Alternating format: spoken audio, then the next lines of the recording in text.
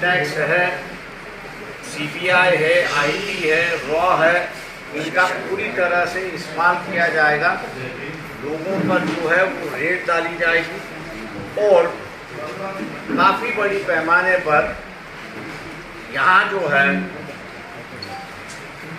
Christian,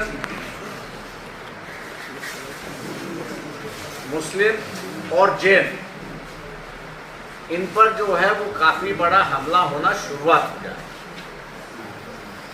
कई लोग मुझे ये पूछते हैं कि जैनों पे हमला क्यों होगा।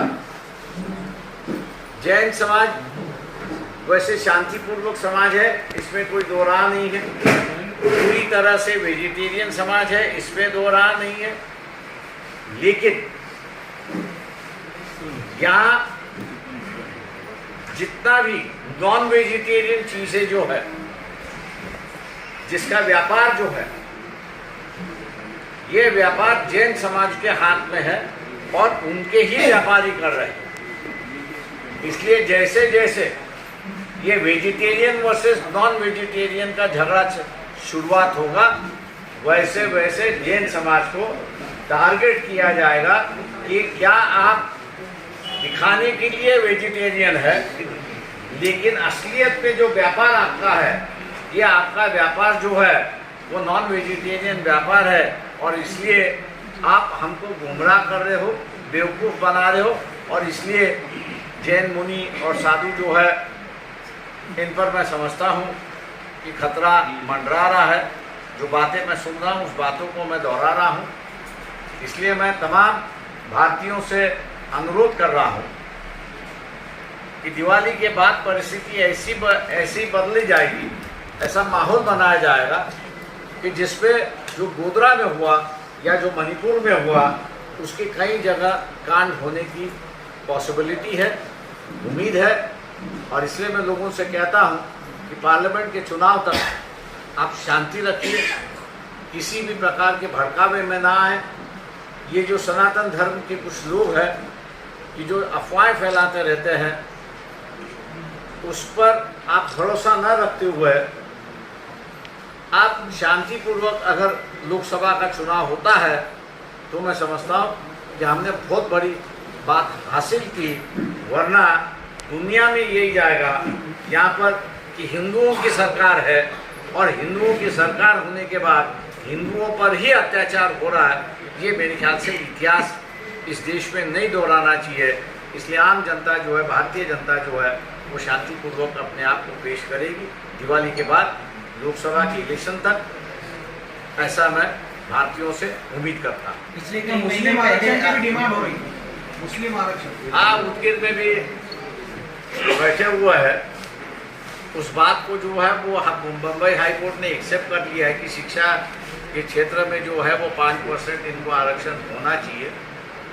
और उसके लिए उदगिर में जो है अनशन पर बैठे हुए लोग हैं, जैसे धनगर समाज जो है करजत के बगल में अनशन को चौंडी को अनशन के लिए बैठा है।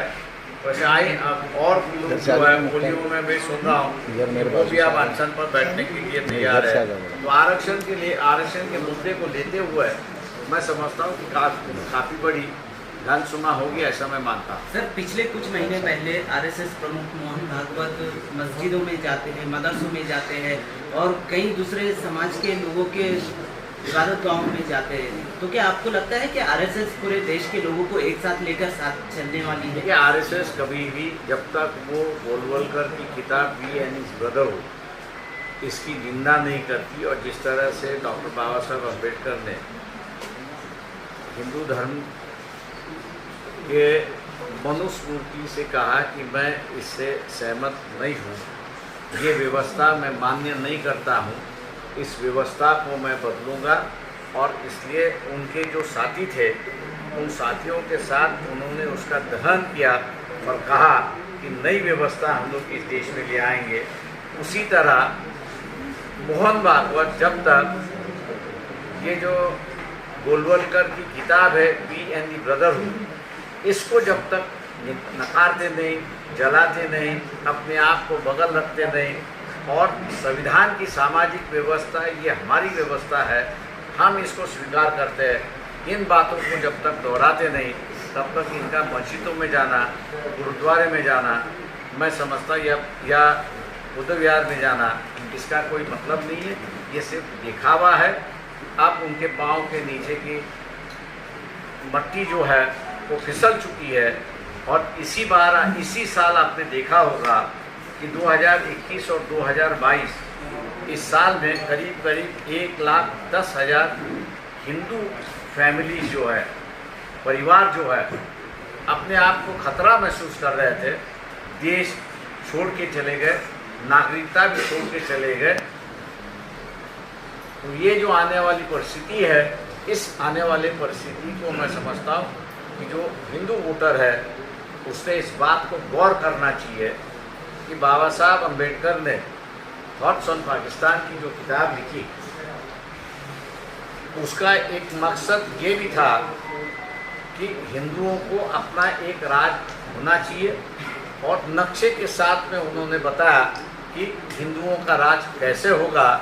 मैं ये मान के चलता हूँ कि ये एक ही नेता ऐसे थे उस वक्त के कि जिनके पास हिंदुओं का राज किन राज्यों में होगा और उनकी सीमा कहाँ पर होगी, उसका उन्होंने लिख के दिया। और यही कहा कि मुसलमानों को मुसलमानों का राज दे दो, जो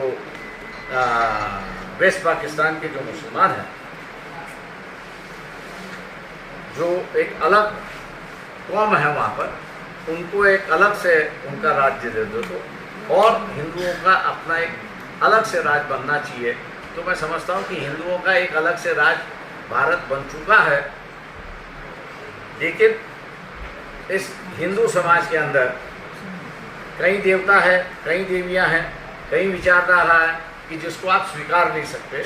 आपको सभी को स्वीकार के, सभी को साथ में ले जाके चलने के लिए आपको एक भूमिका बनानी थी।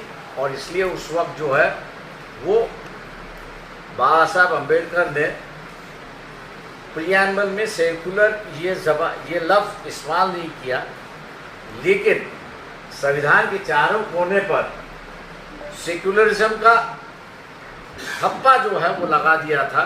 उसकी वजह यही थी कि हम लोग सभी विचारधारा और सभी भगवान और देवता जो है उनको मानने की मानसिकता हमारी बनाए, और वही मानसिकता मेरे ख्याल से बन चुकी है। इसलिए ये देश जो है इस पर रबर स्टैम्प हम लगाने जाएंगे, हिंदुओं का रबर स्टैम्प लगाने जाएंगे तो दोबारा इस मिट्टी में दफनाया हुआ एक हिस्सा जो है कि हम कौन से भगवान को मानेंगे, कौन सी देवी को मानेंगे, किसके विचारधारा को मानेंगे, ये दोबारा उफरने की और दोबारा बाहर निकलने की बात होगी। मेरे ख्याल से इस पर भी गौर होना चाहिए। और इसलिए आरएसएस के बहकावे में ना आते हुए, सनातन धर्म के प्रचारों के बहकावे में ना आते हुए हम लोग शांतिपूर्वक अपनी ज़िंदगी गुजारे, यही कोशिश में करते हैं। आपने कहा कि कई सारे लोग देश छोड़कर जा रहे हैं, लेकिन अगर दूसरी तरफ देखा जाए तो जो कनाडा में लोग हैं, इंडियन लोग, वो परेशान हाल है, उसे किस तरह देखते हैं आप? देखिए, मैंने कहा ना कि सरकार को जो है आपको जो है जो आपकी फॉरेन पॉलिसी किस ढंग से हो, इसका मेरे ख्याल से तय करना ज़रूरी है, ऐसा मैं मान के चलता हूँ। सिक्कों के साथ में लेते हुए, चाहे कनाडा हो, ज़ूरिच हो, लंदन हो, यूएस हो, कैलिफोर्निया हो या चिकागो हो, इन देशों में हमेशा कुछ न कुछ सिक्कों का ये रहता है, खालिस्तान की उनकी मांग रहती है। लेकिन सवाल ये है कि उनके खालिस्तान की मांग को लेते हुए यहाँ का जो सिखिज़्म को मानते हैं उनकी राय क्या है। जहाँ तक मैं समझता हूँ कि इतना बड़ा कांड 84 से लेके 90 तक हुआ, वहाँ के सिखों ने भारत सरकार कभी छोड़ा नहीं, कभी सवाल नहीं किया। गोल्डन टेम्पल पर हमला होने के बाद भी उन्होंने ये कहा कि कुछ लोगों को बाहर निकालना था, इसलिए कार्रवाई की ज़रूरत थी। लेकिन उन्होंने कभी ये नहीं कहा कि ये सिख धर्म पर हमला है। ये मैं समझता हूँ कि सबसे बड़ी बात है कि सिखों ने अपने आप को देश प्रेमी बता दिया है, इसलिए इनकी जो कार्रवाई चल रही है सरकार की, मैं मान के चलता हूँ कि सही नहीं है। उस पर उन्होंने सोचना चाहिए कि वहाँ के प्रचार का यहाँ के प्रचारों, यहाँ के सिक्कों पर क्या परिणाम हो रहा है। तो कोई परिणाम नहीं, कोई दिखावा भी नहीं देता है। और इसलिए मैं मानता हूँ कि ये अपनी पॉलिसी और अपनी कैसे चले, इस पर मेरे ख्याल से इनकी कोई रुझान नहीं है, ना इनके पास कोई पॉलिसी है, इसलिए ये भटकते रहते, ऐसी एक पॉलिसी। सर, ये जो अभी मंत्रिमंडल की बैठक में शहर का नाम, औरंगाबाद का नाम KCR, इसको आप किस तरह देखते हैं? देखिए, सरकार है, नाम बदलने का अधिकार है, और नाम बदलने का अधिकार है तो मेरे ख्याल से किस पर एतराज़ नहीं होना चाहिए। जैसे हम लोग कहते हैं कि नाम बदलने से कोई मतलब नहीं, क्योंकि जो कह रहे हैं वो मेरे ख्याल से धार्मिक इशू उसको उठा रहे, धार्मिक तरीके से उठा रहे कि भैया ये औरंगजेब का जो है मुसलमानों का है। मैं इसको मुसलमानों का नहीं देखता। औरंगाबाद शहर है, खुलताबाद है, ये जो इलाका है, ये भारत की सुरक्षितता को लेके सेकेंड कैपिटल होना चाहिए, ऐसे तुगलक की बात थी, और उसी ने इसका नाम जो है वो औरंगाबाद रखा था। मैं समझता हूँ कि हिस्टोरिकल इशू को हम लोग धार्मिकता के रूप से देखेंगे तो मेरे ख्याल से दूसरी तरफ से भी उस पर धार्मिकता आएगी, ऐसी एक परिस्थिति। जैसे बाबा साहब ने भी ये कहा था कि दिल्ली जो है वो हमेशा खतरे में रही है, और इसलिए स्वतंत्र भारत में भी एक दूसरा कैपिटल होना चाहिए। उन्होंने हैदराबाद सजेस्ट किया था। तो हम लोग अपना नज़रिया जो है वो धार्मिक और जातीयता, मैंने जो कहा है, उससे बाहर निकलना चाहिए, और हमने जो है देश की सुरक्षा के लिए ये शहर कैसा होना चाहिए, इसकी एक बात है।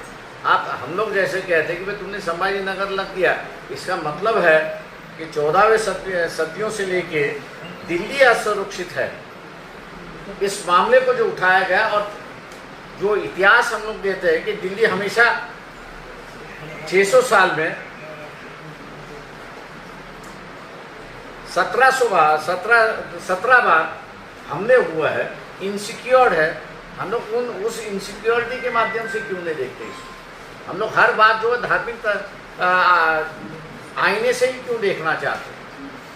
इसलिए मैं ये समझता हूँ कि जो इतिहास है, उस इतिहास को हम लोग रखेंगे तो शायद मेरे ख्याल से आम जनता अपने पास आएगी। धार्मिकता से देखेंगे तो धार्मिकता वो विभाजन हो जाएगा, और जिनको जो अपनी रोटी सेकनी है इस विभाजन पर, वो अपनी रोटी सेकते रहेंगे।